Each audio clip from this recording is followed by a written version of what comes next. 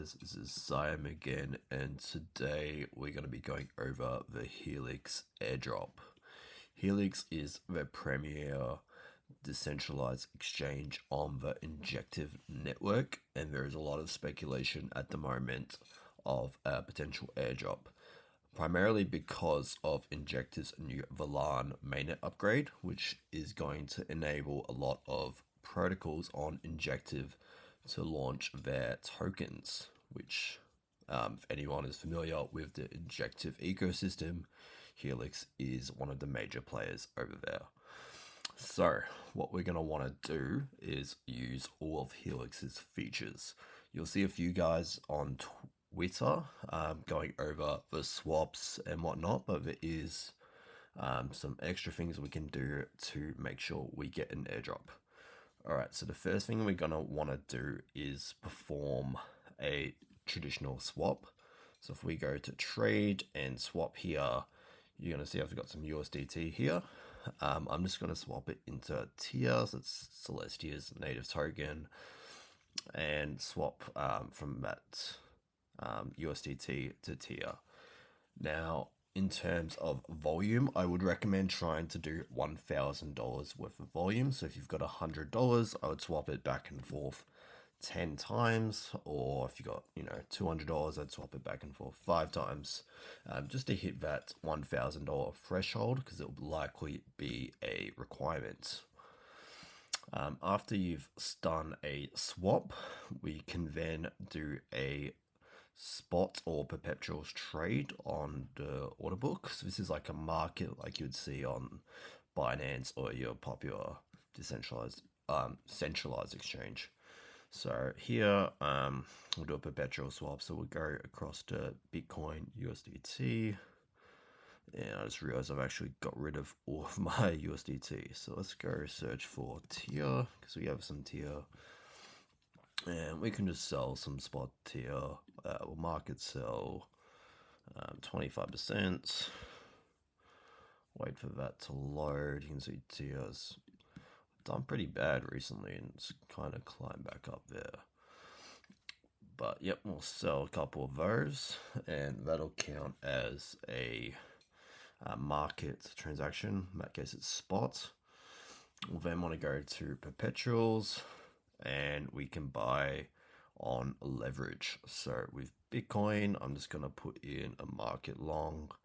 We'll just go 2x leverage, and we'll do it for 29 USDT. So we'll buy long there. Again, if you do have more funds, I would recommend doing this with size, because you'll get likely a better airdrop. Alright, so we've got an open position here. You can leave us open for a little bit, but I'm just going to close it straight away to get those funds back out.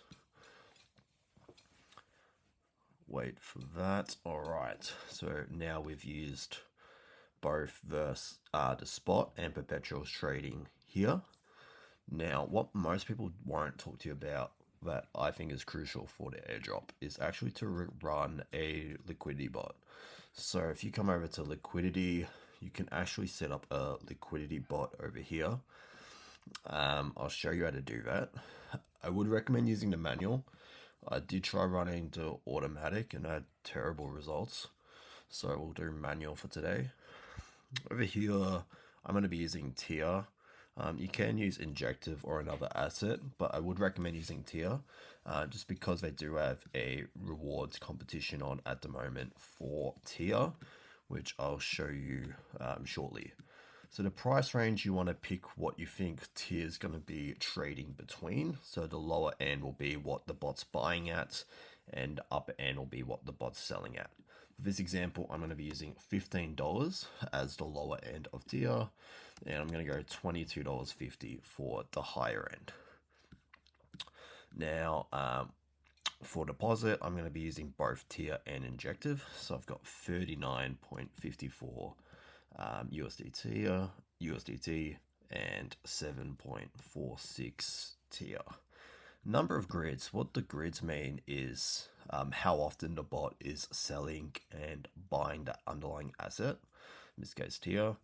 So if I did 20 grids, for example, it would have increments of 20 times. You want to set this as high as your amount will allow. So you can see I need a minimum of $170, so I can do 32 grids, which is $160. So press create strategy, tick that and confirm. And now, as long as TIA trades between $15 and $22.50, the bot's going to be creating swaps as TIA fluctuates in price. So you can see when it goes down to as low as $15, it's going to be buying it, and then as it goes up, it's going to be selling it. So while that's happening, if you go to history, you can see I've had a number of these bots set up. They're actually quite profitable as well. You can see I made 13%, I made 25%, I made 1%, it probably wasn't open very long. But yeah, the bot is going to be causing a lot of transactions on chain, which again will look very good for your airdrop. Now, assuming you've chosen TIA to run the liquidity bot with, you'll earn rewards. So if you go to the rewards section and go LP rewards for using liquidity bots, which is what we've set up here, you'll notice that the Helix platform actually go to my rewards, but the Helix platform will actually reward you for trading any of these assets under the liquidity bots program. They've rewarded $35,000 worth just this round. So if we go to my rewards and we wait for that to load, you'll be able to see that each round, I think a round lasts a couple of days or maybe a week, and they provide incentives. So normally you'll get a few dollars or a few cents back. So you can see we're currently on round 9, and each round I've gotten a reward. So I got $1.30, $2.56, so on and so forth. And then this round 8, I've got 66 cents. Now, even though the amount is negligible, these rewards may count towards a airdrop multiplier of some sorts. So I would recommend coming in and claiming them, and also picking an asset that is actually getting rewards. Alright, that is it for the Helix airdrop.